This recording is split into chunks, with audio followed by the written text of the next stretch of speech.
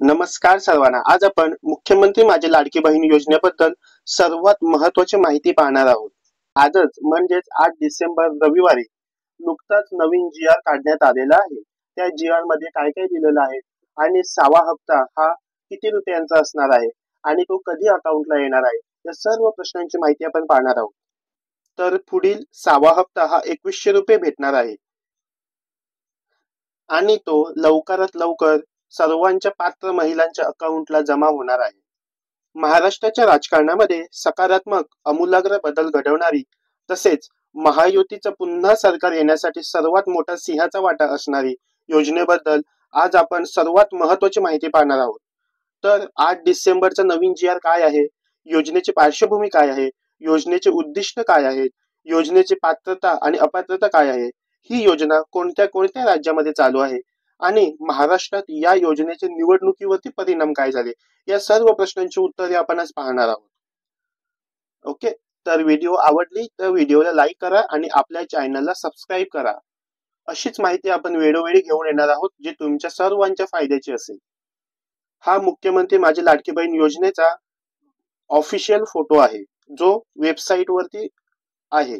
या योजनेचा 6वा हप्ता येण्यास विलंब होत आहे कारण कारण जे अर्ज सादर केलेले आहेत त्या अर्जांची अर्ज पडताळणी चालू आहे आणि ही अर्ज पडताळणी अंतिम टप्प्यामध्ये आलेली आहे आणि याद्वारे असे समजलं आहे की पात्र महिलांसोबत ज्या अपात्र महिला आहेत त्यांनी सुद्धा या योजनेसाठी अर्ज केलेला आहे आणि या योजनेचा लाभ घेत आहेत. अशांची ओळख पटवण्यासाठी किंवा असे फॉर्म निवडण्यासाठी अर्जाची पडताळणी चालू आहे. एका वृत्तपत्र वाहिनीने देवेंद्र फडणवीस साहेबांना प्रश्न विचारला असता देवेंद्र फडणवीस साहेब म्हणाले की फॉर्म जर कोणत्याही कारणास्तव रद्द झाला तरी आधी मिळालेले पैसे परत घेणार नाहीत, फक्त त्यांना यापुढची जो हप्ता असेल तो मिळणार नाही आहे. नवीन जी-आर नुसार 3 महत्त्वाच्या बाबी समोर आलेल्या आहेत. जो जी-आर आज म्हणजेच 8 डिसेंबर रविवारी सादर झालेला आहे त्याच्यामध्ये 3 महत्त्वाच्या बाबी आहेत. एक म्हणजे आर्थिक स्थितीची कठोर पाहणी. अर्जाची छाननी करताना किंवा अर्जाची पडताळणी करताना जे सादर केलेले कागदपत्र आहेत त्यांची छाननी चालू आहे. म्हणजे लाभ घेणारी महिलेचे ते कागदपत्र आहेत ना किंवा ते कागदपत्र वैध आहेत ना, कोणते बोगस कागदपत्र नाहीत, या सर्वांची माहिती चेक केली जात आहे. आणि कागदपत्रांमध्ये थोडीही तफावत किंवा चुकीची माहिती आढळली तर फॉर्म रद्द होणार आहे. त्यानंतर नेक्स्ट आहे फील्ड तपासणी प्रक्रिया. म्हणजे सरकारी अधिकारी महिलांच्या दारोदारी जाऊन लाभार्थ्यांची आर्थिक सामाजिक परिस्थिती तपासणार आहेत. म्हणजेच त्या महिलेला खरंच या योजनेची गरज आहे का किंवा त्या महिलेला खरंच 2100 रुपयांची गरज आहे का, अशी तपासणी केली जाणार आहे. त्यानंतर नेक्स्ट आहे डेटा मॅचिंग प्रक्रिया. लाभार्थ्यांनी सादर केलेले कागदपत्र सरकारी कागदपत्राशी किंवा विविध सरकारी विभागांशी क्रॉस चेक करणार आहे. म्हणजे उदाहरणार्थ पाहायला गेलो तर उत्पन्नाचा दाखला, हा उत्पन्नाचा दाखला सरकारकडूनच मिळालेला आहे ना किंवा तो बोगस पद्धतीने तयार केला नाही ना, अशा प्रत्येक कागदपत्राची क्रॉस चेकिंग होणार आहे आणि याच्यामध्ये जे बोगस कागदपत्र सापडतील त्यांचे अर्ज रद्द करण्यात येणार आहे. आता आपण या योजनेची पार्श्वभूमी आणि उद्दिष्ट पाहणार आहोत. राज्यातील महिलांच्या आर्थिक स्वातंत्र्यासाठी, त्यांच्या आरोग्य आणि पोषणामध्ये सुधारणा करण्यासाठी आणि कुटुंबातील त्यांची निर्णायक भूमिका मजबूत करण्यासाठी महाराष्ट्र राज्याची मुख्यमंत्री माझी लाडकी बहीण योजना सुरू करण्यास महाराष्ट्र शासनाने 28 जून 2024 कधी 28 जून 2024 रोजी मान्यता दिलेली आहे.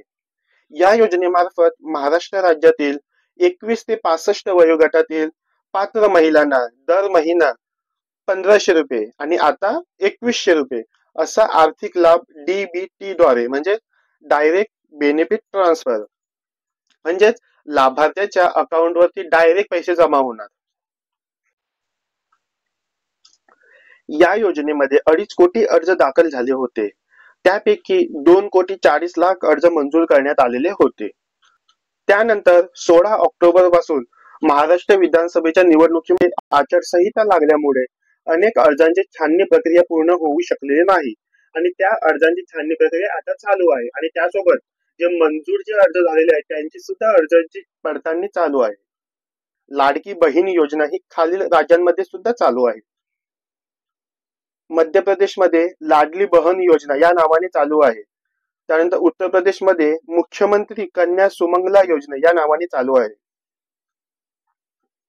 आणि राजस्थानमध्ये मुख्यमंत्री राज्यश्री योजना या नावाने चालू आहे. आणि महाराष्ट्रामध्ये मुख्यमंत्री माझी लाडकी बहीण योजना या नावाने चालू आहे.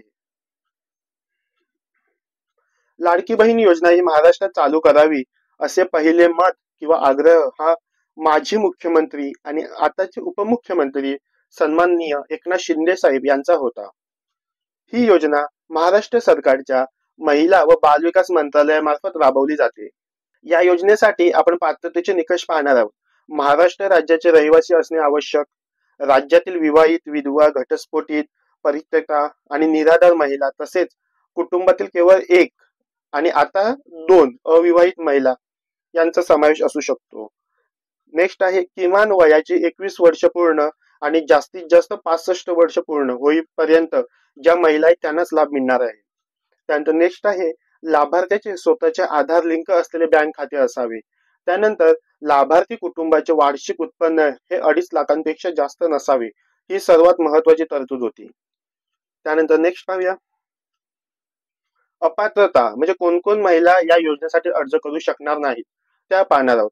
ज्यांच्या कुटुंबाचे एकत्रित वार्षिक उत्पन्न हे 2.5 लाखांपेक्षा अधिक आहे या योजना अर्ज करू शकणार नाहीत. ज्यांच्या कुटुंबातील सदस्य आयकरदाता म्हणजे इन्कम टॅक्स देणारा आहे या सुद्धा महिला अपात्र असतील. ज्यांच्या कुटुंबातील सदस्य नियमित कायम कर्मचारी म्हणून सरकारी विभाग, उपक्रम, मंडळ, भारत सरकार किंवा राज्य सरकारच्या स्थानिक संस्थेमध्ये कार्यरत आहेत किंवा सेवानिवृत्तीनंतर निवृत्ती वेतन घेत आहेत तथापि 2.5 लाखांपर्यंत उत्पन्न असलेले बाह्य यंत्रणेद्वारे कार्यरत असलेले कर्मचारी, स्वयंसेवी कामगार आणि कंत्राटी कर्मचारी पात्र ठरतील. त्यानंतर नेक्स्ट सदर लाभार्थी महिला शासनाच्या इतर विभागामार्फत राबवण्यात येणाऱ्या आर्थिक योजनेद्वारे दरमहा 1500 किंवा त्यांच्यापेक्षा जास्त रकमेचा लाभ घेत आहेत. म्हणजे त्यांना गव्हर्नमेंटच्या दुसऱ्या ज्या योजना आहेत त्यांच्याकडून पैसे चालवत अशा सुद्धा महिला अपात्र असतील. त्यानंतर नेक्स्ट ज्यांच्या कुटुंबातील सदस्य विद्यमान किंवा माजी खासदार आमदार आहेत त्या महिला अपात्र असतील. ज्यांच्या कुटुंबातील सदस्य भारत सरकार किंवा राज्य सरकारच्या बोर्ड, कॉर्पोरेशन, उपक्रमाचे अध्यक्ष, उपाध्यक्ष, संचालक सदस्य आहेत अशा सुद्धा महिला अपात्र असतील. आणि ज्यांच्याकडे 4 चाकी वाहन, ट्रॅक्टर वगळून त्यांच्या कुटुंबातील सदस्यांच्या नावावरती नोंदणीकृत आहे अशा सुद्धा महिला अपात्र असतील. त्यानंतर या योजनेचे जे महाराष्ट्र विधानसभा निवडणूक 2024 झाली या योजनेचे त्याच्यावरती काय परिणाम झाले ते पाहणार आहोत. या योजनेमुळे महाराष्ट्रामध्ये महायुतीचं भक्कम सरकार आणि भरघोस असे बहुमत घेऊन आलेलं आहे. या निवडणुकीमध्ये भाजपला 133 जागा, शिवसेनेला 56 जागा, राष्ट्रवादीला 41 जागा मिळालेल्या आहेत आणि काँग्रेसला फक्त 16 जागा, शिवसेना उद्धव बाळासाहेब ठाकरे यांच्या गटाला 20 जागा आणि राष्ट्रवादी शरद पवार गटाला फक्त 10 जागा मिळालेल्या आहेत. म्हणजे संपूर्ण बहुमत हे महायुतीला म्हणजे भाजप, शिवसेना शिंदे गट आणि राष्ट्रवादी अजित पवार गट यांना पूर्ण बहुमत मिळालेलं आहे. आणि सरकारचं सुद्धा मान्य आहे आणि महाराष्ट्राच्या प्रत्येक नागरिकाचं मान्य आहे की हे भरघोस बहुमत हे फक्त आणि फक्त लाडक्या बहीण योजनेमुळे मिळालेलं आहे. या योजनेमुळेच महाराष्ट्रात पुन्हा महायुतीचं सरकार आलेलं आहे आणि तेही अभूतपूर्व आणि अविश्वसनीय असे बहुमत घेऊन. आणि 5 डिसेंबरला सायंकाळी 5:30 वाजता महाराष्ट्राचे 21वे मुख्यमंत्री म्हणून देवेंद्र फडणवीस साहेब यांनी शपथ घेतली. तसेच त्यासोबतच एकनाथ शिंदे साहेब आणि अजित पवार साहेब यांनी उपमुख्यमंत्री म्हणून शपथ घेतली. अशा रीतीने मुख्यमंत्री माझी लाडकी बहीण योजना ही खूप महत्वाची आहे आणि खूप महत्वाची ठरलेली आहे. अशाच महत्वाच्या माहितीसाठी आपल्या या व्हिडिओला लाईक करा आणि चॅनलला सबस्क्राईब करा. थँक्यू.